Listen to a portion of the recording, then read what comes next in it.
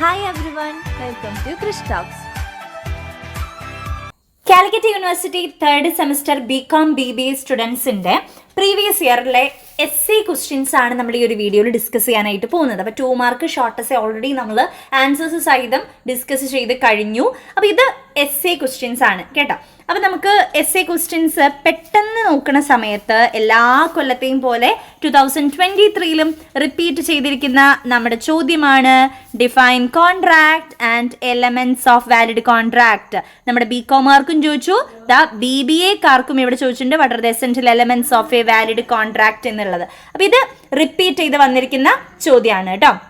ഞാനിത് എല്ലാ വീഡിയോയിലും പറയുന്നുണ്ട്, അതുകൊണ്ട് ഞാനിത് എക്സ്പ്ലെയിൻ ചെയ്യുന്നില്ല. ഇനി നമ്മുടെ അടുത്ത ചോദ്യം, നമ്മുടെ BComമാരുടെ ക്വസ്റ്റ്യൻസ് നമുക്ക് ആദ്യം നോക്കാം. BComന് ചോദിച്ചിരിക്കുന്നു what is mistake and what are the different types of mistake എന്നുള്ളതാണ് നമ്മുടെ ചോദ്യം.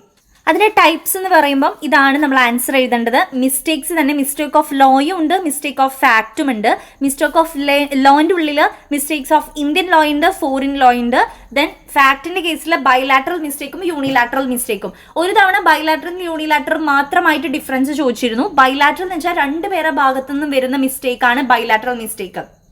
ദെൻ ഒരാളുടെ ഭാഗത്തു നിന്ന് മാത്രം വരുന്ന മിസ്റ്റേക്കാണ് യൂണിലാറ്ററൽ മിസ്റ്റേക്ക്.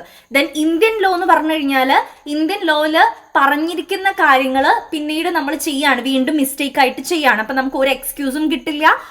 ദെൻ അടുത്തൊരു ലോ എന്ന് പറയുന്നത് മിസ്റ്റേക്ക് ഓഫ് ഫോറിൻ ലോ ആണ്. നമ്മൾ ഫോറിനിൽ പോയിട്ട് എന്തെങ്കിലും കാര്യങ്ങൾ ചെയ്തു മിസ്റ്റേക്ക് വന്നു, അപ്പോഴും നമുക്ക് എക്സ്ക്യൂസ് കിട്ടില്ല. കാരണം നമ്മൾ ഫോറിനിൽ പോയിട്ട് ഒരു കാര്യം ചെയ്യുമ്പം അവിടുത്തെ റൂൾസ് ആൻഡ് റെഗുലേഷൻസ് പാലിച്ച് ചെയ്യണം.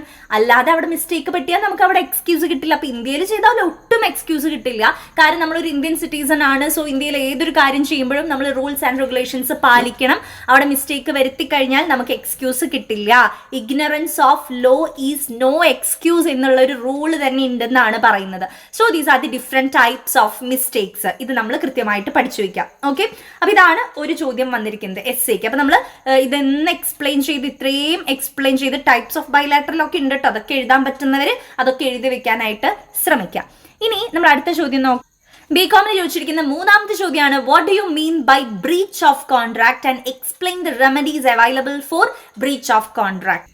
അപ്പൊ ഇത് 13ാമത്തെ ചാപ്റ്റർ ആണ്, നമ്മുടെ ബ്രീച്ചിന്റെ ചാപ്റ്റർ. ബ്രീച്ച് എന്ന് പറഞ്ഞാൽ കരാറ് ലംഘിക്കുക എന്നുള്ളതാണ് ബ്രീച്ചിന്റെ അർത്ഥം. അപ്പൊ അതിൽ റെമഡീസ് എന്ന് പറയുന്നത് റെസിഷൻ ഓഫ് ദ കോൺട്രാക്ട് നമുക്ക് ക്യാൻസൽ ചെയ്യാം, അല്ലെങ്കിൽ സ്യൂട്ട് ഫോർ ഡാമേജുകൾക്ക് സ്യൂട്ട് ചെയ്യാം, കേസ് കൊടുക്കാം, അത് നമുക്ക് പരിഹാരം വാങ്ങിക്കാം. Then suit upon quantum meruit, suit for specific performance of the contract, suit for injunction. ഇത്രയാണ് വരുന്നത്. അപ്പൊ ഇതെല്ലാം ഞാൻ ആ ഒരു ചാപ്റ്ററിന്റെ വീഡിയോയിൽ ഡീറ്റെയിൽ ആയിട്ട് ഡിസ്കസ് ചെയ്തിട്ടുണ്ട്. തീർച്ചയായിട്ടും നിങ്ങൾ ഈ ഒരു ചാപ്റ്റർ കണ്ടുപോകാൻ ശ്രമിക്കുക കേട്ടോ. 13th ചാപ്റ്റർ ആണ്. 13th ചാപ്റ്റർ ഒന്ന് കണ്ടുപോകാനായിട്ട് ശ്രമിക്കുക.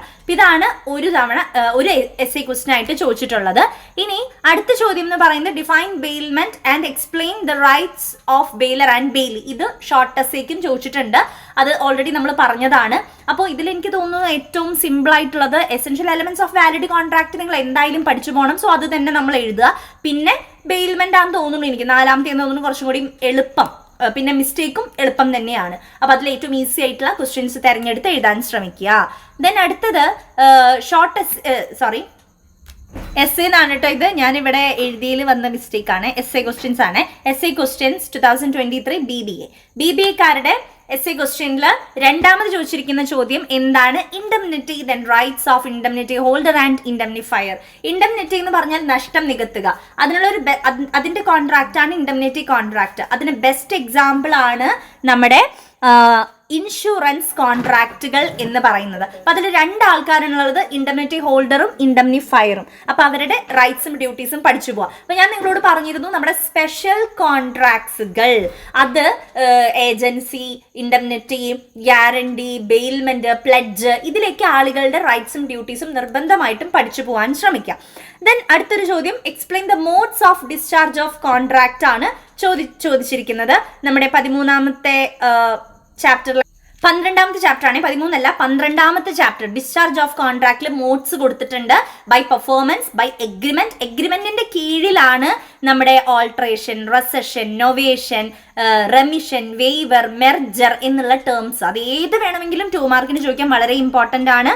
അപ്പോൾ പെർഫോമൻസ് വഴി, എഗ്രിമെന്റ് വഴി, by lapse of time, by operation of law, by impossibility, by breach, ഇതിൽ ഏത് വേണമെങ്കിലും 2 മാർക്കിനും ചോദിക്കാം. മൊത്തമായിട്ട് ഇതാ എസ്സേക്കും ചോദിച്ചിട്ടുണ്ട്. അപ്പോൾ ആ ഒരു 12th ചാപ്റ്റർ നിർബന്ധമായിട്ടും കണ്ട് പഠിച്ചു പോകാനായിട്ട് ശ്രമിക്കുക. ഒരു ചോദ്യം എന്ന് പറയുന്നത് explain in detail the rights of unpaid seller എന്നുള്ളതാണ്. ഇതുവരെയും ഈ ഒരു ചോദ്യം ചോദിച്ചിട്ടില്ല.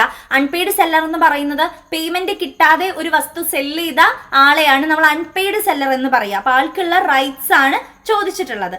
ഓക്കെ, അപ്പൊ ആൾക്ക് ലീൻ ചെയ്യാൻ, കൈവശം വെക്കാനുള്ള റൈറ്റ്സ് ഉണ്ട്, ആ ട്രാൻസാക്ഷൻ സ്റ്റോപ്പ് ചെയ്യാനുള്ള റൈറ്റ് ഉണ്ട്, റീസെയിൽ ചെയ്യാനുള്ള റൈറ്റ് ഉണ്ട്, ആൾക്ക് സ്യൂ ചെയ്യാനുള്ള, എന്തെങ്കിലും ഡാമേജ് ഉണ്ടെങ്കിൽ സ്യൂ ചെയ്യാനുള്ള റൈറ്റ്സും ആൾക്കുണ്ട്. നിങ്ങൾക്ക് നിങ്ങളുടേതായിട്ടുള്ള രീതിക്കുള്ള റൈറ്റ്സും ആഡ് ചെയ്യാവുന്നതാണ്. അപ്പൊ ഈ ക്വസ്റ്റ്യൻസ് ആണ് വന്നിരിക്കുന്നത്. ഇതിൽ എനിക്ക് കുറച്ച് ഈസി ആയിട്ട് തോന്നുന്നത് എസെൻഷ്യൽ എലമെന്റ്സും ഇൻഡെംനിറ്റിയും തന്നെയാണ്.